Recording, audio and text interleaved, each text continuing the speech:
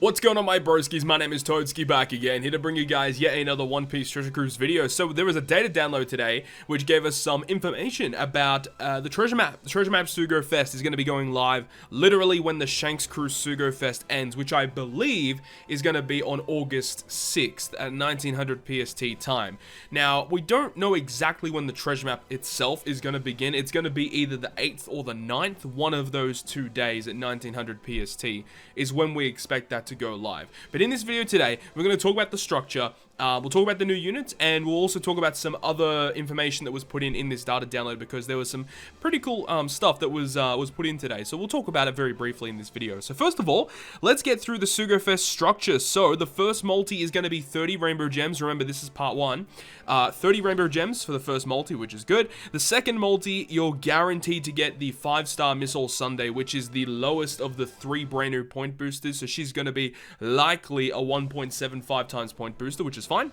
The third multi is a guaranteed legend, and then this is an interesting one. The fourth multi, it says Straw Hat Pirate that debuted in the previous Sugo-fest. So it's talking about the current Sugo-fest that's out right now as of me recording this video, the French Anniversary Sugo-fest on part 3. All of those East Blue Straw Hats are recruitable there, and it says you're guaranteed to get one of them on multi number 4.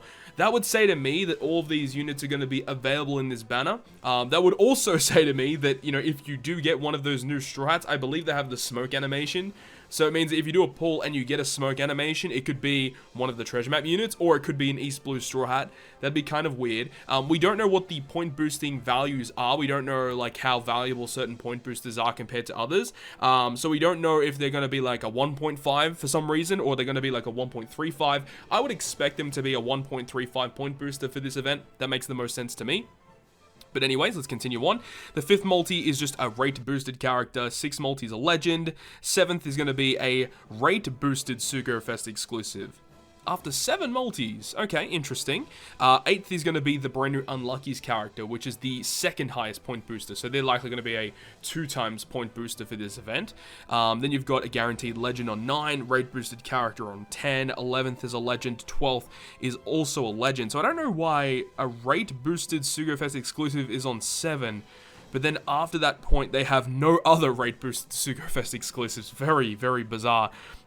So I guess let's get into the point of discussing these brand new units. Now, of course, on part 1, we've got brand new Arlong Crew and Shanks Crew both boosted on this part, which is good. And for those reasons, I will be doing 3 multis to get my hands potentially on Arlong Crew, which I don't have yet. I'm only missing Arlong and V3 Kuzan, so it'd be cool if we could get my hands on him. But yeah, they're going to be available here on part 1 as a rate boosted character. We don't know how high their boost is going to be, but remember, Treasure Map Sugo-fest are not double legend rate or anything, so don't be expecting reds heading into this event. Then you've got the brand new Missile Sunday, which is the lowest of the 3 point boosters. Missile Sunday is a Psy Fighter Cerebral. Captain ability is pretty trash. Just not even an attack boost, man. That's pretty bad. Not even a 1.5 attack boost to Cerebral or Fighters. It's just greatly reduced damage taken when HP is full. Yeah, that's an L. That is a huge L. But let's talk about her special. So it's a 10-turn cooldown, reduces all enemies' damage reduction, so that's Rainbow Shield, by 3 turns. And then block orbs are changed into matching and deals 20 times her attack in side damage to all enemies at the end of the turn for 3 turns. I actually haven't looked at what the treasure map bosses do yet, so I assume there's going to be a stage that gives you block orbs, and then there's going to be another stage that has a Rainbow Shield, and then maybe one of those stages also has a resilience buff as well. That's what I'm expecting, as this will counter literally all of those. So we'll see how that goes, but the special's not terrible, I guess. I mean, you could still use her on a couple of teams to remove Rainbow Shield and change block orbs, I suppose. She's not bad. She's not terrible by any means, but her captain ability is not good either. So that's Missile Sunday. The next one is going to be the Unlucky. So this is the 2nd highest booster. The Unluckies are a Dex Cerebral Shooter. Captain ability is boosting your chain multiply growth rate by 1.5. Okay, that's also pretty bad, but at the same time, I guess it's better than having no boost whatsoever, I guess, but not great. Special at 13 turns. Deals heavy non-type damage to 1 enemy. That's odd. Also reduces the crew's paralysis duration by 3 turns. That's pretty good. And then boosts the crew's slot effects by a variable factor depending on the navigation level, as you can see there. So 1.75 on first activation, 2 times after nav level 10, and then 2.25 all boost after 21. That's pretty good, honestly. That is actually not terrible in the event of using them in the treasure map. You know, getting a 2.25 orb boost and also reducing paralysis. Again, I haven't looked into the event. I don't know how useful or how many other good units are going to be paralysis removers, but that's pretty good. I guess, well, just speaking of paralysis removers, if you have the brand new rare recruit Gin and Don Krieg, they also remove paralysis with their special. So I guess that's a pretty good replacement for this unit. Okay, fair enough. Unlucky's, and again, going to be a 2x booster, most likely. And the last of these characters is Mr. Zero, or Crocodile. He is an int cerebral striker. He's an int 1.5 attack booster. 13 turn max cooldown special. He's going to go ahead and reduce the crew's bind duration by 3 turns, drastically reduce all enemies' defense for 1 turn. It would have been nice if it just said their defense to 0. I don't know why it's just that, because drastically reducing is like 80% typically is what that is. Around 80%, could be 70, could be 90%. It should be about 80%. And that's to all enemies. And then it will also give you a defense down conditional. Okay, I guess that makes sense. So you get a 1.5, a 1.75, or a 2x conditional boost with this character. So that's actually pretty decent, actually, to get a self-proccing conditional boost with this unit. Along with removing bind as well. Okay, that's pretty decent, actually. That is actually pretty good. Cerebral Striker. Alright, so those are all the 3 new rare recruits. Crocodile's obviously the one you really want to get. Then you got Unlucky's, and you have the brand new Robin as well. So there we go. So those are all the new characters that are coming along with this Sugo-fest, and it goes without saying, if you are a free-to-play player, you should not be summoning here. You should be spending your gems on the Shanks Crew Sugo-fest or conserving them for the next big event period. That's what I would suggest to you guys anyway. I guess let's move on from this. Let's go to our character box real quick, because there's actually some Limit Break expansions coming. So I've set the specific pool here to look at my legends, right? One thing that is coming is Bullet is getting his Limit Break expansion. They're probably going to have an official post about this over the coming days, so I'll be making a separate video talking about all the new rare recruits and all the new characters getting their Limit Break expansions, but I just want to touch up on the legends real quick, that I know of anyway. Then you got Bullet here, who is getting -1 cooldown, but he's also getting 150 additional attack, so that'll put him at what? 2,369 attack? That's pretty high. I think he has the highest attack in the game as it stands right now, which is very good. And -1 cooldown down to 14 is pretty big for this character. So, I mean, that's good. That's honestly pretty good. Even though he doesn't get a buffed captain effect, which he doesn't need it, still pretty good to get just a little bit of cooldown with their character. The next character that I know is getting one is going to be Zephyr. Zephyr is not really used all that much, but with his Limit Break expansion, he does get -3 cooldown, which puts him down to 9 turns for his special, and then he gets a buffed captain effect, so he is going to be a shooter attack booster 4 times with the matching slot, 3.5 otherwise, whereas previously he was a 3.9 with a matching slot, 3.25 otherwise, and you needed 6 shooters on your team.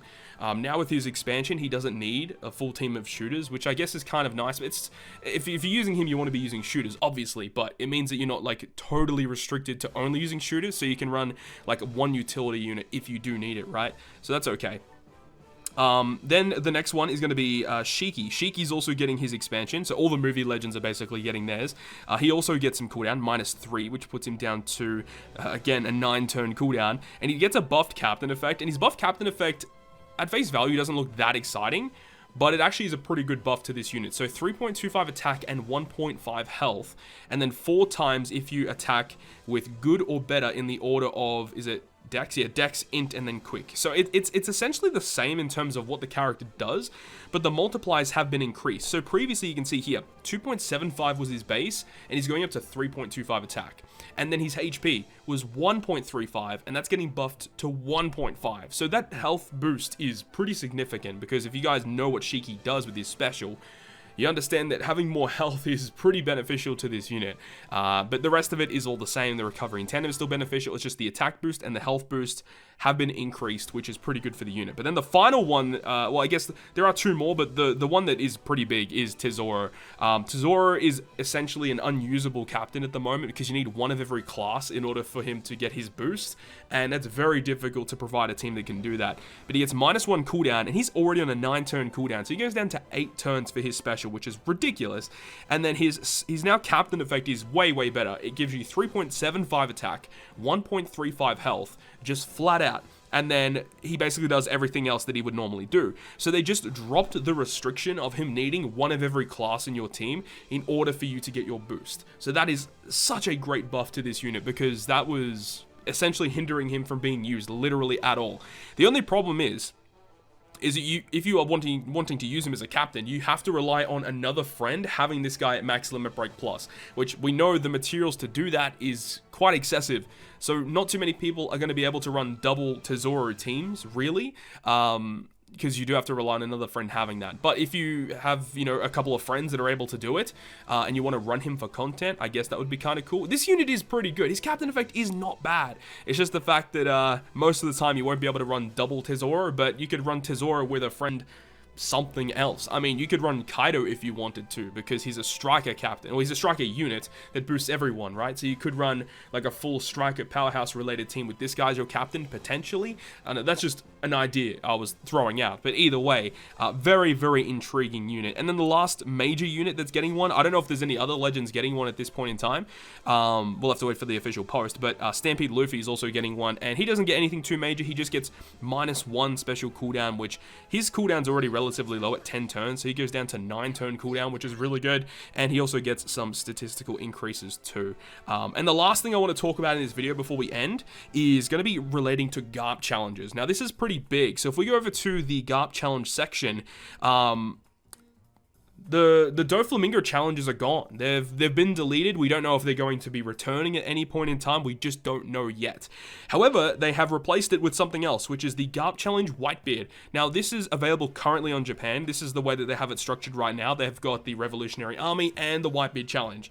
Now, the thing about the Whitebeard challenge is that there's no, like, 13-star difficulty. There's no like Whitebeard 1 and Whitebeard 2, according to people I talked to on the subreddit Discord. Apparently it's just this island, and that's it. That's all they've got for the Whitebeard 1.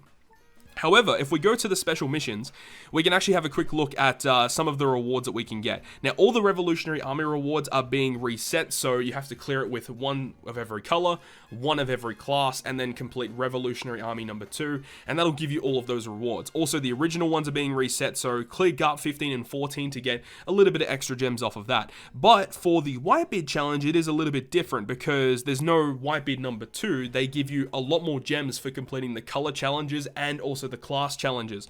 So for this one, when you clear all of the Whitebeards, you know, with all the colors, it says clear all type restricted quests, and you get all of those rewards plus 7 gems. And then when you go over to the bottom one, which is clear with all of the classes, which is right here, class restricted quests, you get 8 gems and some other goodies along the way.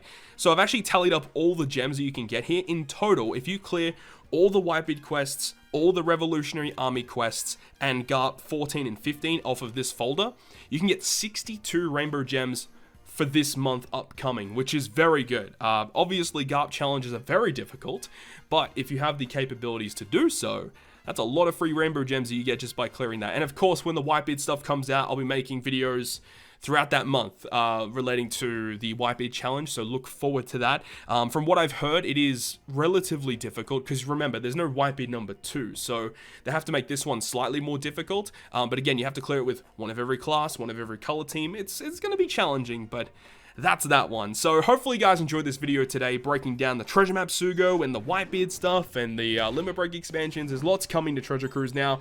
Hopefully you guys enjoyed the video today, and if you guys did enjoy it, make sure you go ahead and leave a like. And if you want to stay up to date with all the content that I post, including more One Piece Treasure Cruise content, make sure to hit the subscribe button down below. But other than that, guys, I'll see you guys within the next video.